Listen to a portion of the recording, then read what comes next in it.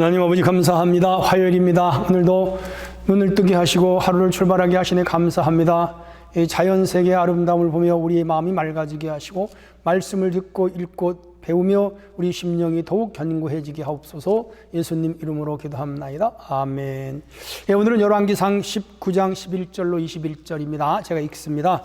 여호와께서 이르시되 너는 나가서 여호와 앞에 산에 서라 하시더니 여호와께서 지나가시는데 여호와 앞에 크고 강한 바람이 산을 가르고 바위를 부수나 바람 가운데 여호와께서 계시지 아니하며 바람 후에 지진이 있으나 지진 가운데서도 여호와께서 계시지 아니하시고 또 지진 후에 불이 있으나 불 가운데에도 여호와께서 계시지 아니하시더니 불 후에 세미한 소리가 있는지라. 엘리야가 듣고 겉옷으로 얼굴을 가리고 나가 굴 어귀에 소매 소리가 그에게 임하여 이르시되 엘리야야 내가 어찌 여기 있느냐. 그가 대답은 내가 만군의 여호와께 열심히 유별하오니 이는 이스라엘 자손의 주의 언약을 버리고 주의 제단을 헐며 칼로 주의 선지자를 죽였사오며 오직 나만 남았거늘 그들이 내 생명을 찾아 빼앗으려 하나이다. 여호와께서 그에게 이르시되 내 길을 돌이켜 광야를 통하여 다메섹으로 가서 이르거든 하사엘에게 기름 부어 아람 왕이 되게 하고 너는 또 님시의 아들 예후에게 기름 부어 이스라엘 왕이 되게 하고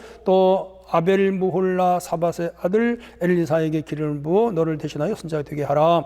하사엘의 칼을 피하는 자는 예후가 죽일 것이요 예후의 칼을 피하는 자는 엘리사가 죽이리라. 그러나 내가 이스라엘 가운데 7,000명을 남기리니 다 바알에게 무릎 꿇지 아니하고 다 바알에게 입맞추지 아니한 자이니라. 엘리야가 거기서 떠나 벳사밧의 아들 엘리야를 만나니 그가 12겨릿소를 앞세우고 밭을 가는데 자기는 12겨릿소와 함께 있더라.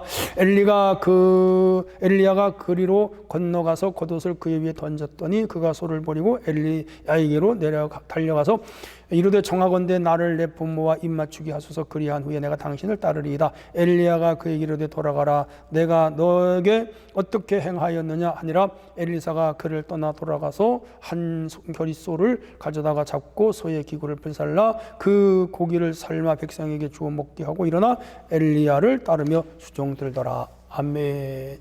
오늘 주제는요, 새로운 사명으로 일어서는 하나님의 사람입니다. 자, 11절로 18절을 먼저 한번 볼게요. 하나님이 주신 새로운 사명인데 이제 호렙산으로 갔죠. 천사가 2번이나 와서 먹을 것 줘서 먹고 40주여 걸어서 호렙산에 갔고 동굴에 들어갔고 하나님이 왜 여기 왔냐 하시면서 물었어요. 근데 엘리야가 뭐래? 내가 하나님에 대한 열심히 특심하다. 지금 북왕국 이스라엘이 다 우상 숭배하고 우상 공화국을 만들었다. 하나님 버렸다. 그래서 너무 답답하다. 저 사람들이 어떻게 주께로 돌아올 수 있겠는가? 막 하소연하는 거라. 야, 그래서 이제 하나님께서 그럼 동굴 어귀에 서라. 섰어요. 그래서 여호와 앞에 섰다 11절에. 근데 세 가지 큰 사건. 첫 번째, 강한 바람이. 나무가 뽑힐 정도로. 바위가 막 날아갈 정도. 그게 지금 제가 보기엔 아마 영으로 느끼는 걸 거예요. 강한 바람. 얼마나 무서웠을까. 두 번째는 막 지진이 났어. 산이 움직여. 바위가 허물어지고 나무가 뽑히고 산사태가 나고 막 그런 현상이 난다. 거기 하나님 안 계셨어. 첫 번째, 두 번째, 세 번째는 불이 막 지나가. 앞으로 확 지나가는. 불이 막 지나가는. 산불 같은 거. 덩어리 불이 막 지나가는. 거기도 하나님 안 계셨어. 그런데 네 번째, 조용해졌어. 조용해졌어. 네, 그때 하나님이 세미한 음성으로 이제 이 엘리야에게 말씀하세요. 그 내용이 무서워요.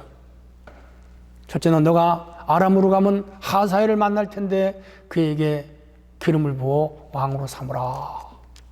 이 아람 왕 하사엘, 그 아람 왕 하사엘 군대와 아합이 싸우다가 그 아람 군대가 쏜 화살에 맞아 죽어요. 지금 심판하려고, 아합을 심판하려고 하나님이 지금 아람의 하사울을 세워. 두 번째, 예후에게 기름을 부어라.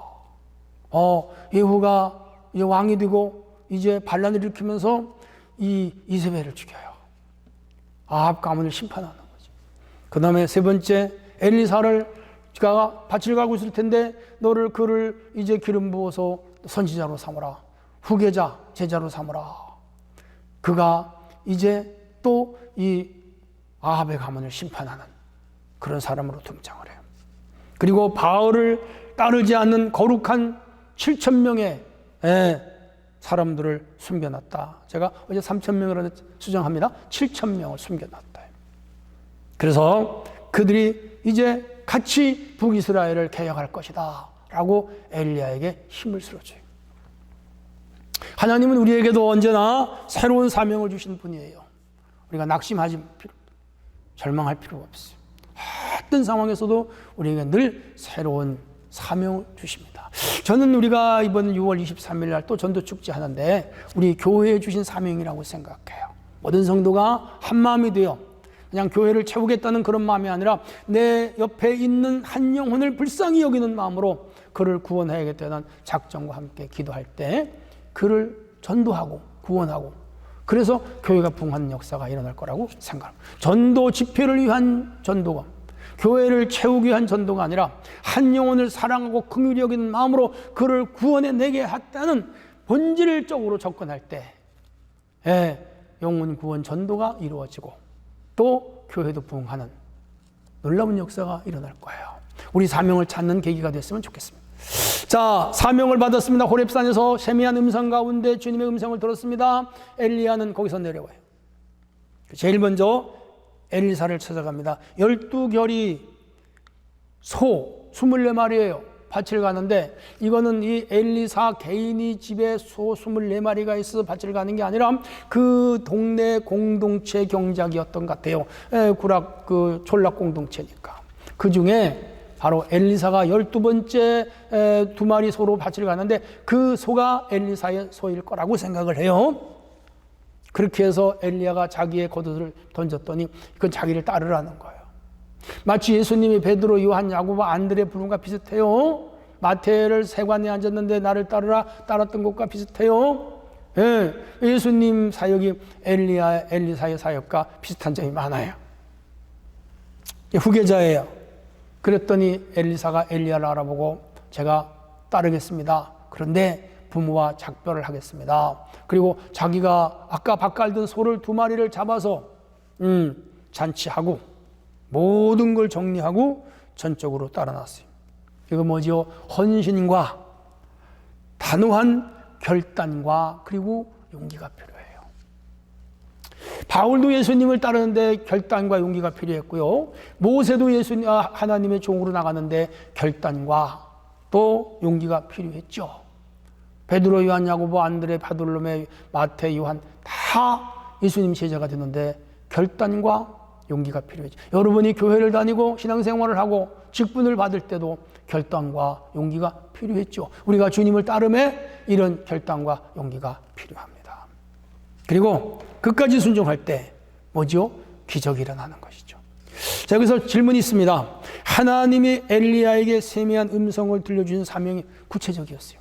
바람, 지진, 불, 거기서는 현상적이었지만 음성을 들을 수가 없어요. 조용한 가운데 음성이 왔어요. 물론 불 같은 성령, 바람 같은 성령, 지진 같은 성령도 있어요. 그러나 우리가 세미한 음성으로 듣는 게 더 중요해요. 성경을 읽을 때, 묵상할 때, 교회 설교 들을 때 그게 나에게 준 음성이에요. 내가 속한 공동체에서 하나님이 나에게 맡긴 역할이 무엇인가? 엘리야는 지금 자기 국가와 민족을 위하여 헌신적으로 생명 걸고 일하는 거예요. 그 땅이 우상이 퇴치되고 신전을 허물어버리고 하나님 나라, 하나님 공화국이 오는 거예요. 우상 공화국을 버리고 하나님 나라가 되는 거라. 그 목숨을 걸었어. 우리는 어떤 일에 헌신해야 될까요? 교회와 복음 그리고 한나라 우리 직분에 사명을 다해야 된다고 봐요. 엘리사는 엘리야의 갑작스러운 부름 당황했죠. 밭을 가고 있는 농사 짓고 있는데 부모도 있고 자식도 있는데 갑자기 부르니까 그러나 엘리야가 부를 때 이건 숭고한 사명이야. 내가 할 일이다. 그리고 소를 잡고 잔치하고 가정 정리하고 뭐예요? 엘리야를 따라 나서는데 그 훗날 갑절에 영을 받잖아요. 큰 일을 감당했습니다. 손성찬 이 목사님이라고 하는 분의 칼럼 중에 일부예요. 40세 전후에 건강에 신경을 쓰면서 서울 근교에 있는 낮은 산들을 이제 운동하라, 올라내리는 거라. 예, 등산 초보다 보니까 관악산에 한번 오르게 됐는데, 저도 관악산은 가봤는데요.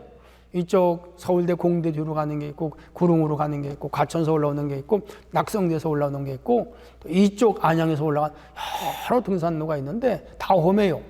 관악산이요. 근데 이분이 이제 정상까지 어떻게 올라갔습니다. 근데 내려갈 때 올라오던 코스가 아닌 다른 코스로 한번 내려가 보기로 하고 무턱대고 내려갔는데 가다 보니까 등산로가 없어. 이번 초보자다 보니까 길을 잘못 들은 거죠. 엄청 헤맸죠. 길이 없으니까. 숲으로 바위로 위험하지요. 그 사모님하고 둘이 내려오다가 그냥 정상적인 길로 내려왔으면은 한 두세 시간이면 내려올 텐데 몇 시간을 헤매면서 고생을 많이 했어요. 너무 힘들어서 아내도 아무 말 없이 침묵으로 걷다가 이제 아내가 갑자기 말을 걸었어요. 하나님도 우리를 이렇게 보시겠죠? 맞아요. 우리가 하나님이 우리에게 일러주신 길, 하나님이 우리에게 가르치신 길로 간 문제가 없는데 때로는 그 길로 안 가고 다른 길로 가다가 방황을 하는 거라. 그러면 우리는 고생 억수로 하고 처음으로 되돌아가는 거야. 그래서 순종이 제사보다 나은 거예요. 오늘 이 엘리야가 엘리사를 부를 때 즉각 순종하는 이 모습이 얼마나 아름다워요. 그래서 그 큰일을 한 거예요. 자기 생각이 올 때는 옳은 것 같고 호기심이 작동하여 이렇게 해보면 어떨까? 근데 그게 틀렸어. 원칙이 있는 거고 주님이 가신 길이 있는 거고 우리에게 가르쳐주신 방향이 있는 거예요.